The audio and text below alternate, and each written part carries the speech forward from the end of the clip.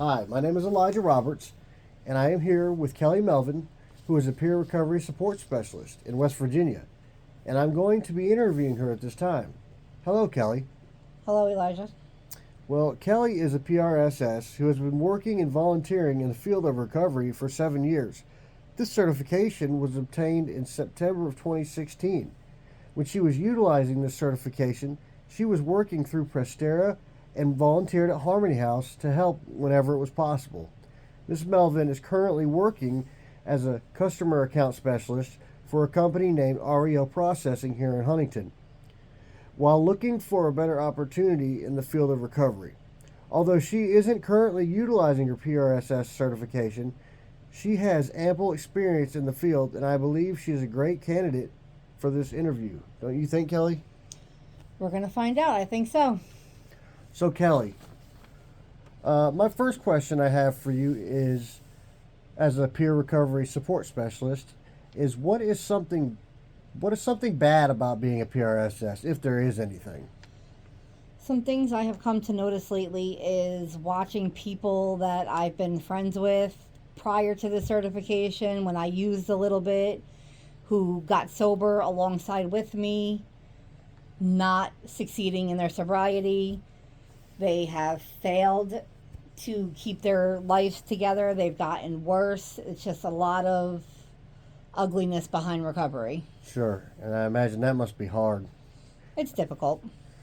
Okay, so what's the most rewarding part of being a peer recovery support specialist, Kelly?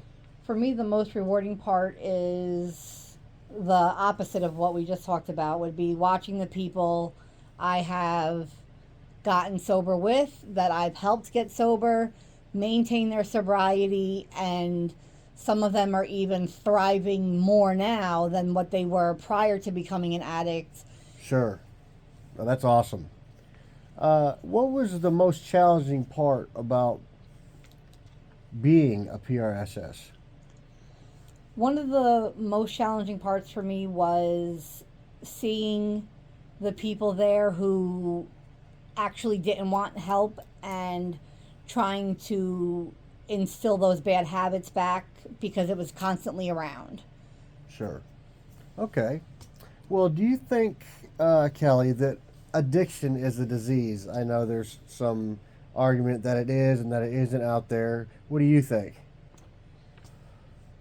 From the science that I have researched myself out of curiosity, um, from being an addict, it is initially a choice, which then becomes involuntary to where it now becomes a disease and takes over. Sure. Yeah, I could agree with that. Do you find the 12-step program useful?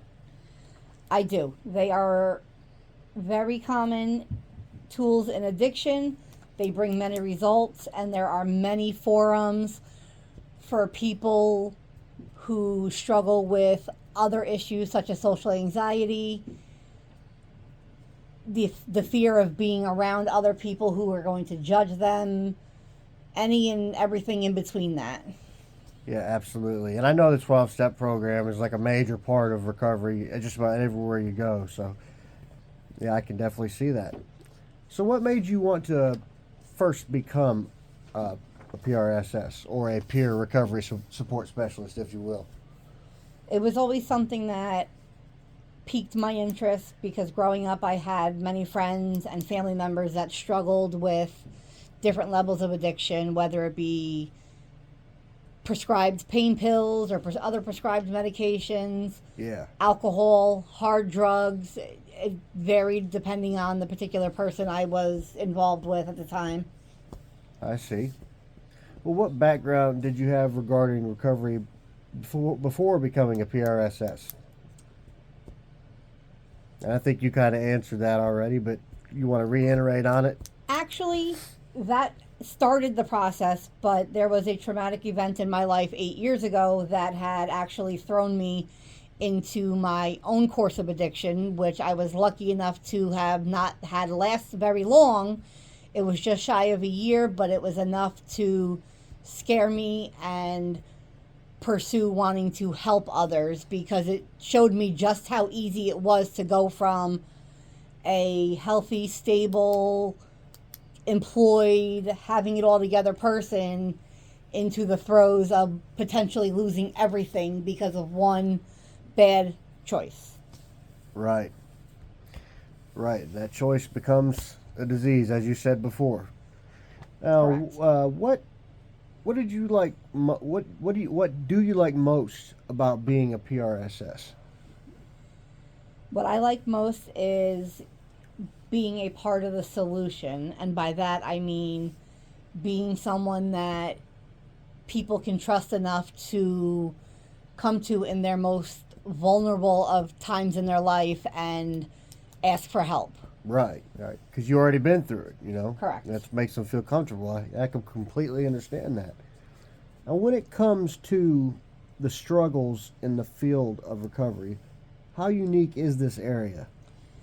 When it comes to this area, Huntington in particular, I've noticed more and more that there are far more addicts than it seems to be that there are positive places that can help them and resources available for these people.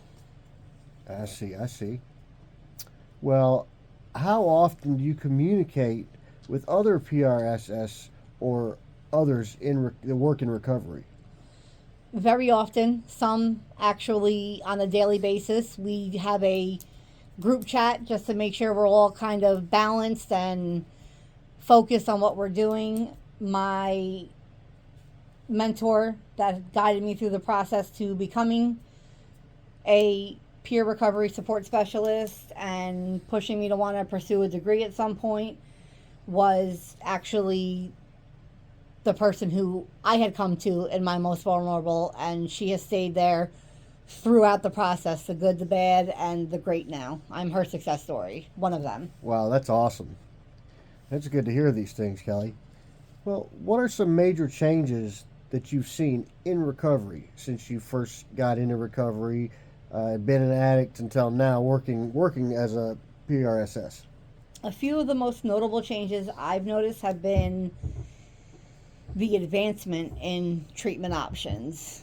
For years, you were subject to just methadone and therapy, and now there are many other options. There are many different types of treatment programs. There's your inpatient, your outpatient. Some of it can be done digitally, which I'm sure COVID played a big part in that, but it helps because there's a lot of people who aren't comfortable walking in to meetings or group therapies, and they have an opportunity to have a one-on-one with their counselors and doctors and nurses, and it makes their success linear to their particular needs. Yeah, absolutely. Yeah, COVID changed a lot of things, not just in recovery, but it had a huge impact on recovery. I see with meetings and stuff. That's actually pretty neat that they can do meetings on phones now and computers. Ironically, it actually contributed to a big spike in addiction because of the solitude. People were not able to get out. People lost their jobs, couldn't afford to keep internet and utilize these secondary options. So people who were already recovering had a higher relapse rates. There was a lot of ugly that COVID did to recovery. Yeah, sure. Absolutely. I could just imagine. What are the biggest challenges in recovery as a PRSS? For me personally, some of the bigger challenges I have endured have been the stigma that comes with recovery, people thinking it's just going to be this or that, and then it's very involved. There's doctors, there's therapies, there's one-on-one doctor appointments, there's one-on-one therapy appointments, there's group therapies. People try to be very secluded and are forced into other settings that they're not comfortable with. Sure. But my biggest issue and challenge with recovery is the people who are in these programs that don't actually want to be there. They're there because it's part of a probation or a parole requirement. They are there because they have to take it to try to get their kids back, for instance. And I just feel that there's a lot of resources that are wasted, in a sense, on trying to help people that truly Forcefully. don't want to help. They truly don't want the help. Right, they're trying to force them into it. Yes. I see what you're saying. But another side of that is you have taken away time from someone that truly wants help and is actively using because they Sure. can't get in to see somebody and get help that they really want. Absolutely. And I completely agree with you on that. How do you think the public views your credibility as a PRSS, since you were once a person in addiction? One thing about my personal experience with addiction, there was a lot of people who did not know until the very end, and I did that for a reason. I was very secluded. I avoided people. I picked fights with friends and family. So the public, in that sense, was very thrown off when it came out that there was a problem. Right. Okay, well, what are the views on the different types of medication assisted treatment? When it comes to the different medication assisted treatments, a lot of people see it as moving from one vice to another. They view it as, okay, I'm not smoking crack anymore and I'm taking methadone or I'm taking Suboxone, and that they're just going from one high to a prescription high, and a vicious cycle starts all over again. Yeah, I could see that. On the contrary to that, though, if the clients are monitored properly and the doctor does the right thing by counting the amount of strips they're administered, requiring the empty packets to be returned, monitoring the milligrams and dosing on the other prescriptions that they take and what they're doing, making sure there's no interactions, all of these new medication assisted programs for treatment have been very successful. There's relapse rates with anything. Because they're using it as a step down drug instead of just a vice. You know, some people probably do use it as just a vice, another drug, but the ones that really want to, get clean are using it to step down, like you were just saying. Yes, there's a slow progression in the milligrams that they get when they start to when they finish, or if it has to be something that's on a maintenance level, it is a 400% or more decrease in what the original amount was that they started the program with. Absolutely. Well, what are your views on the treatment of addiction using Suboxone, for instance? Suboxone can be tricky. I personally have known people who used Suboxone not in a way to become clean and sober, but they used it as a way to get high. It can be abused like any other Vicodin, hydrocodone, roxicodone, any other type of medicine that's prescribed to you. It can be abused. But there have been many advances in the Suboxone treatment, which now includes a once-a-month injection, which does have a gradual phase-down period. It starts at a very high milligram, which drops down to a very low milligram, and it disperses daily through the injection site. And it keeps the person not having to take something every day, so it has a way of breaking the using cycle that people see where you're taking a pill or a strip and you feel crappy with it. Yeah, that's pretty cool too. That it just kind of wears off. You kind of forget you even have it in you, kind of. It's called Sublocade, and it's proven to be very, very successful. Oh, that's amazing. Well, how about the same question with methadone? What are your views on methadone? Methadone is even trickier because it's overused by a lot of clinics that don't take the necessary steps to monitor it. There is a lot of risk factors because of that, because what a lot of people don't realize is methadone in itself is an opioid. So absolutely, it can be abused at a much faster rate than some of the other treatment options. people will lose the addictions of the initial drug, whether it be heroin, crystal meth, or crack or cocaine or whatever their Right. choice was, that the doctor thought methadone was a better option, and they can become addicted to the treatment. But Absolutely. like anything else, if it's monitored properly, the clinic is watching, making sure that people aren't outside not taking their pills, selling them, trading them for other things, using them to get high. Yeah. It can be just as effective as the other treatments if monitored properly. Right. And they don't abuse it. I see what you're saying. That's amazing. It's amazing they got all these new things now in recovery. I'm learning a lot from you. How do you feel about people forming romantic relationships while in recovery? If the person in recovery can maintain their individuality through the relationship and their recovery, then I see it as a blessing. And I say that because what happens when people start relationships early on in their recovery process is they change the vice, in the sense that they go from being addicted to a drug into putting all their focus now onto another person, as opposed to redefining themselves as they should be in recovery.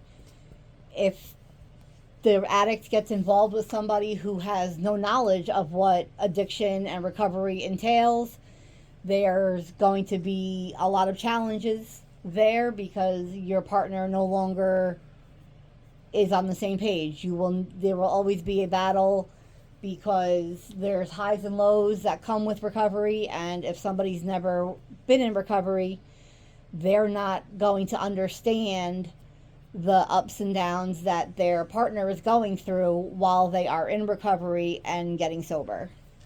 Well, sure, because they've never been in addiction before. Yeah, Yes, I but could a see how that healthy, could cause some chaos. yes, a healthy relationship can promote a very good chance of recovery Oh, and absolutely. maintain sobriety. Absolutely. I agree. How do you feel about?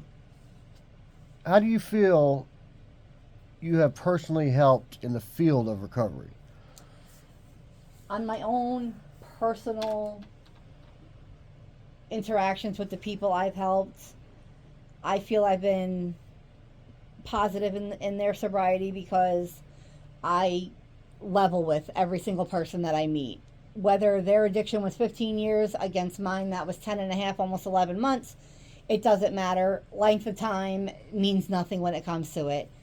Sure. There's a lot of people that, even though this certification does require you to have prior addiction Right. or a prior addiction, Yeah, I think that's amazing. there are people who get so far gone from the fact that they were once an addict that they speak to the people that are coming for help in a way that comes across as maybe judging or condescending. If a relapse happens, the doctor talks down to them as if that wasn't something maybe 20 years ago that they personally struggled with. Right. And they seem to forget that even though they're on top now, or on top to whatever you want to consider that, they were once that person who was scared and vulnerable, sitting in front of somebody else telling them, help me, I don't want to die. Sure. So you can always relate. I think that's cool that that's a requirement, that you have to have been an addict to become a PRSS. I guess that's the whole reason why, huh? It's a big part of it, absolutely. Well, do you think social media has helped or hindered people in recovery? I think it has been its own blessing and a curse. It has helped because many organizations, they advertise a lot through social media. There are outreach programs, fundraisers. There are many social media platforms dedicated to just helping addicts and recovery, and groups for them to talk amongst themselves, which can get a little tricky because you may always get one bad apple that is pushing an agenda, whether it is that they're doing something illegal or they're trying to figure out a new way to get high. They find somebody who's vulnerable. So it can have many benefits of opening opportunities to people that wouldn't have known them without being on social media. But at the same time, you run the risk of people with hidden agendas kind of infiltrating through, and they could be a setback. Sure, Kelly. I completely agree with you. And I know you kind of touched on this just now, and this is somewhat within the same bounds of the same question I asked you a moment ago. But do you think social media has played a more positive or a more negative role in recovery as a whole? That's another one that I would say has had more positive than negative. With COVID being a thing, I am enrolled in myself on a NA digital platform where there are communities, there are community chat rooms. There is a way for people to attend all of these meetings virtually, some through Facebook video groups, some through Zoom meetings, some through Microsoft Teams, if that's what you have to have on your phone for whatever reason. There's also other outside programs that necessarily aren't social media, but they are digital through the internet. Negative, there is a very big stigma that is still placed upon people in addiction. Actually, just the other day, I was showing my husband something on Facebook where there's a local Huntington page that posted pictures. Somebody went on there and posted pictures with some very crude and demeaning comments of groups of homeless people, mainly addicts, on the street and talking bad about them, not knowing if those people had family in these groups or friends that would report back. You're in the worst spot you'll ever be in your life, aside from going through active addiction and sobriety, maybe in prison. They don't need somebody walking up to them and telling them, hey, somebody's blasting pictures of you sleeping on a cardboard box on the sidewalk in front of the bank while they have nothing. Yeah, and that's really negative, and those people doing that have no idea what it's like to be in that position, so they've never been there. They don't know what it's like to be at that rock bottom point, or they wouldn't be posting those pictures and saying those things. Absolutely, they're clueless. Okay, Kelly, I got one more question, and we'll end this session here. It's been a great interview with you so far. Here's the last question. What do you think needs improvement in the field of recovery that would provide more success for those in treatment? One of the biggest things that I have seen that hinders recovery would be the availability of positively influencing housing for those in recovery. Granted, Huntington does have a lot of halfway houses and a lot of recovery centers and options for that.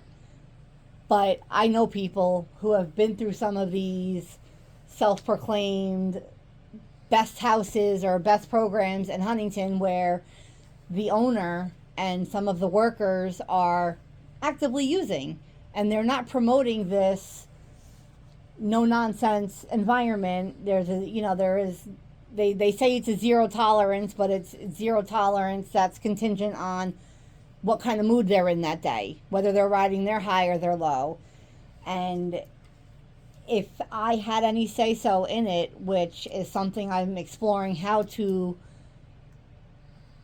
confront, I guess would be maybe the word, would be that seeing as these houses are all licensed through the city and the state for these particular needs, I personally believe that there needs to be a state or city mandate for drug testing for every employee and absolutely. every owner.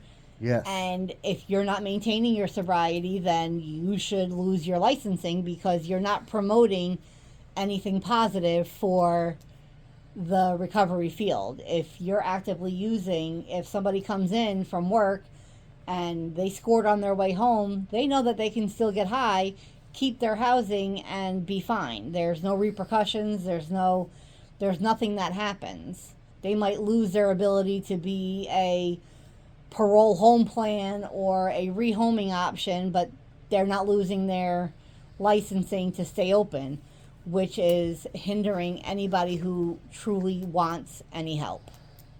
Wow, that's amazing. It's amazing that it's not amazing. It's insane that they let people continue to do that. You know what I mean? And make these rules up and stuff. And, It's mind blowing. Some of Yeah. these people sit down here at these community outreach programs. I saw one myself a couple weeks ago, and they preach about what they're doing and how good they are for the community. And this is one of the houses that, if I had any say so in it, the man would lose all his licensing because he doesn't promote what would be good for right. the He doesn't. community. He doesn't promote what he says he's promoting. Yes, absolutely. I know exactly what you're talking about. Yep. Yeah, a lot of those people are just in it for the money. I've seen houses like that take people from prison, get their $500 up front, kick them out 2-3 days later for no reason, you know. And they need to. I agree with you, and I think they need to tune a little tighter on the rules with that, and making sure their people are closely watched to make sure they stick to their rules that they make up. You know what I mean? Absolutely. Instead of just kicking them out, you know, because Exactly. that makes a lot of people fail. Is getting kicked out of these places, and it's absurd that they even kick them out for no reasons. These petty reasons. You know what I mean? Well, thank you so much, Kelly, for letting me interview you today, and thank you for being here. I'm sure you will continue to be a success if in anything that you do. And thank you for your service as a PRSS, Kelly. I appreciate you reaching out to me and taking the time out to interview me and ask the questions that a lot of people don't want to ask, or get answers that a lot of people don't want to know about the other side of recovery. And if there's anything else I can do to help you as you go on in this, please don't hesitate to reach out to me. You have my phone number and my email address, and Yes, ma'am. anything I can do to help you, I will. All right. Well, thank you so much once again. You have a wonderful evening, Kelly, and we'll depart from here. Thank you so much. All right, you as well. Bye. Good night.